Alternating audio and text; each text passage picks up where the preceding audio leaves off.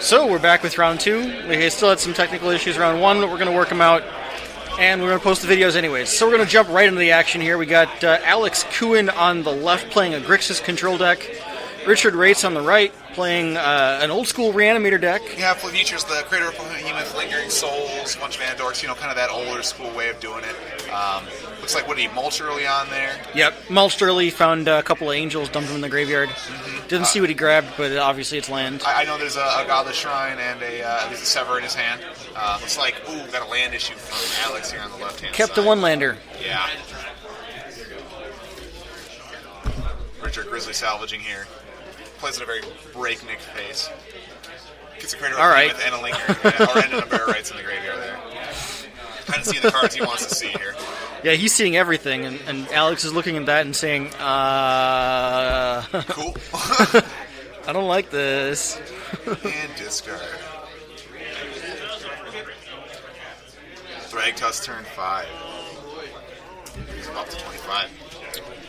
Well, this is not an exciting match of Magic in any way, shape, or form. We got a second land. What's going to happen?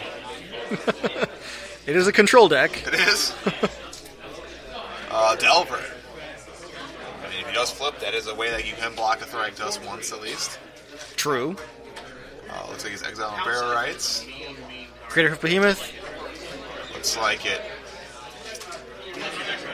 So that's going to hit 14 damage, I believe, across the board there. There's a 5/5 right. HP +2/+0. Right. Trample. And just like that, game over. Okay. Going right to game 2. I've seen all I need to see. So that wasn't the most exciting match of Magic, but I mean, that does happen. Variance is a thing. Best way to go into game 2 is not tilt. Yeah, and obviously these guys both won. They both won round 1? Yeah, oh yes. Okay. I believe so, yes. All right. So, sideboards. Did you see anything on Alex's? Alex had, he had pretty good cards. Pillar Flame, Dreadbores, Notion Thieves, Aetherwing, Rakdos Returns, things like that. So he's looking to fight against control. Yeah, that's what it appears to be. Okay. Rakdos Return, obviously not a good card here because it puts stuff in the graveyard. Right. That's kind of where he wants it to be. And on Richard's side, he has, Sin Collectors, Acidic Slimes, Abrupt Decays, Voice of Resurgences in the sideboard.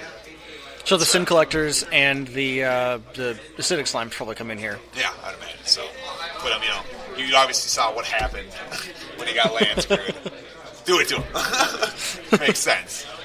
Yeah, make sure that happens second game as well, and you're probably set. Feet over here is looking a little choppy. We'll have to readjust that after the match. Yeah. Well, this feed looks great, and that's all that matters, the feature match. All right, so that was like a 2.5-minute game 1 there. Let's hope game 2 takes a little longer. Yeah. More than 5 turns in 2.5 minutes. But of course, Richard's been playing this deck for a long time. Not this deck, but different variants of the Reanimator. He went to the 4-color. He's been doing the 3-color for a while. He knows the deck, and he plays it very, very quickly. I've also seen a couple of the people bringing back the Creator of Behemoth version because it has that surprise factor. You don't get that with the newer version of Junk Rights. It's a very mid-rangey deck. Exactly. There's no boom, I win. Yeah, it almost feels control. Almost, you know what I mean? Yeah, just yeah, with it all does. The little bit. Angels, the Acidic Slime, Fiend Restoration Hunter. Angel, Fiend Hunter, Yeah. Sin Collector, yeah. It's like, how do I fight against decks that are built like mine? Yeah. Like Cavern of Souls backup, possibly. I mean, some decks play it, some don't. Yeah. Possibly a sideboard card just against blue decks. Now, there's a lot of things that Alex would like to have countered or interacted with in some way, shape, or form in that game. Depressing when you could see any Counter the Unburial Rights. Would have been a good start. Yeah, definitely. Counter the Thragtusk. Essence Scatter the Thragtusk, yeah. I think he plays Syncopates, which is very good. Obviously, exile it. If you get that's Dissipate. Syncopate is X and a blue. Yeah, but it still exiles it. When it counters, it still exiles the spell. No, it doesn't. Oh, yeah, it does. I'll bet you a pack of Modern Masters. On air, everyone can see it. No, I'm not going to take that. Alright. It does like that. I'll pull it out afterwards and take a look here. Alright, tap land meets tap land. Alex hopefully has a second land drop this turn. Alright, we're doing good. Alright. We're doing good. We got a game here, people. Land go. Okay. Richard shocking Shock. himself. Think twice. Oh, looks like he's going to respond to the Grizzly Salvage, yep.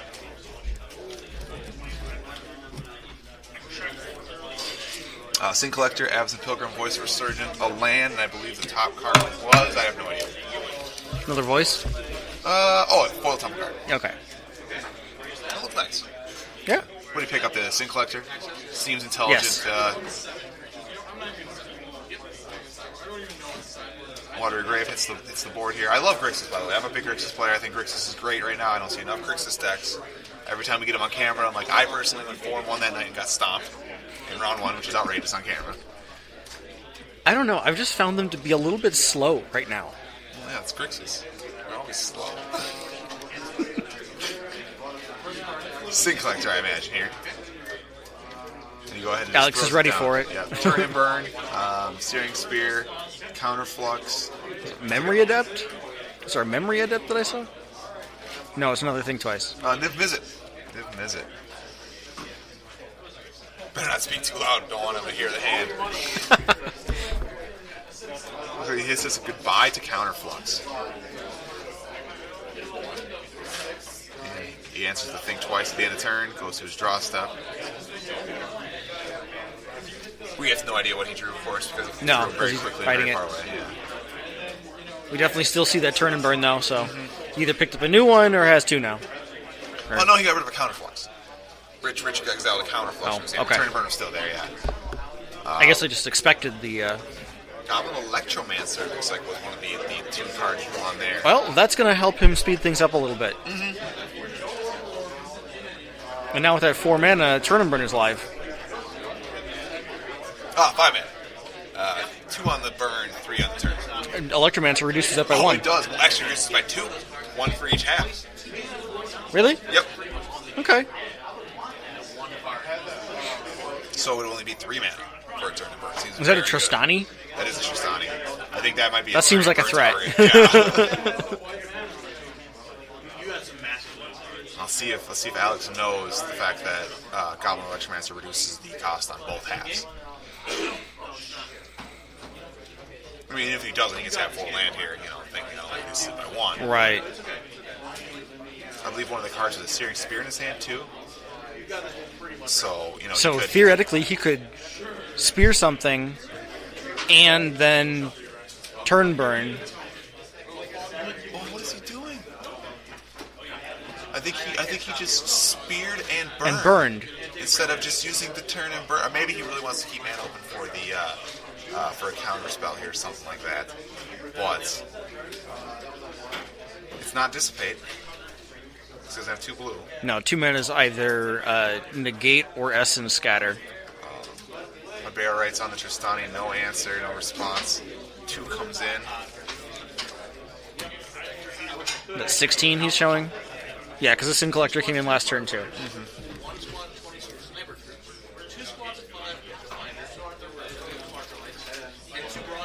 I don't understand the Searing Spear turn and burn there. No, it seems like giving your opponent a 2 for 1. Yeah. And looks like he just swung for 2 and continued on there. So I got Rich at 14, I believe. Yeah, okay. That's what I have. 30, I got Rich at 19, I believe. I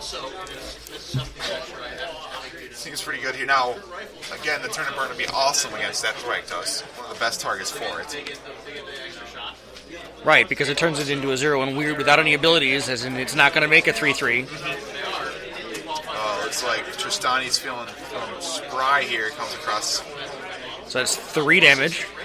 I believe it's 4. I think it's Tristani. It's Tristani. Is she 2/5? 2/5, yeah. Okay. 2/5 and 2 is 4 overall. Down to 12, Alex is. Think twice at the end of the turn. He tapped 3 there, I believe. Or no, he tapped. No, he tapped 2. Okay, He only had 2 left. Good.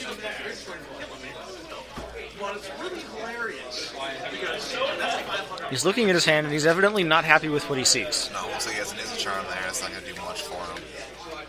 Another turn and burn. That's great. That's a good card to have right here. Yeah, that seems like your answer. Well, not really anymore to Tristani because there's 2 more creatures on the board that he could sacrifice first. I can't see what that card that came down there was. Might be another Electromancer. Rich playing around the turn here, allowing himself to get hit with the effect, dropping himself down to 17 though, taking 2. Oh, I'm sorry, did I say he gave 5 last turn? He gave 8 because Tristani was on the board. So he's actually up to 20. We missed 3 lightning. And then, 6 more right Angel there. Of Serenity. Angel. Yep. Yeah, okay. And things are looking really out of hand, really quick here. No counterspell, but of course, he had the Cavern of Souls there naming Angel.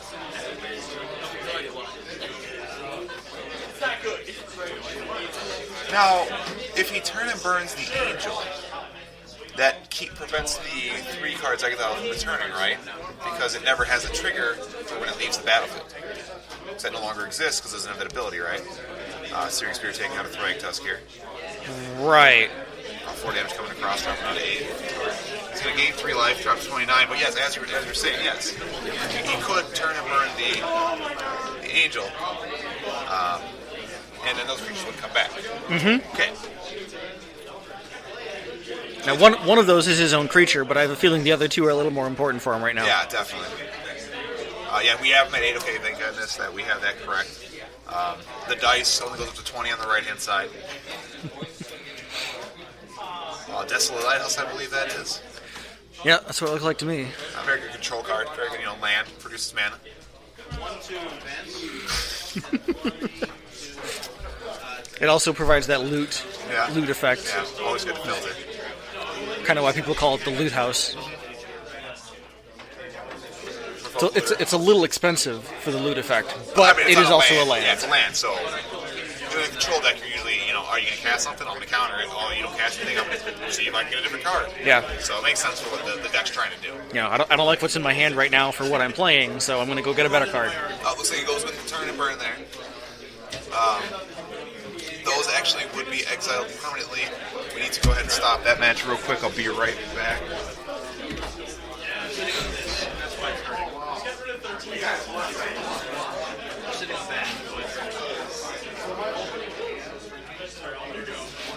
Yeah, so the Angel's going to lose all of its abilities by becoming a weird and then get burned.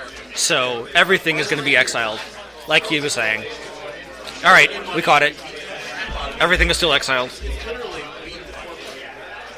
And now Rick is attacking for another 4. No, I guess it's not. I guess it's just his turn. 2 mana open from Alex here. So tricks could happen. We could have tricks. Tricks are for kids. Possibly for Alex.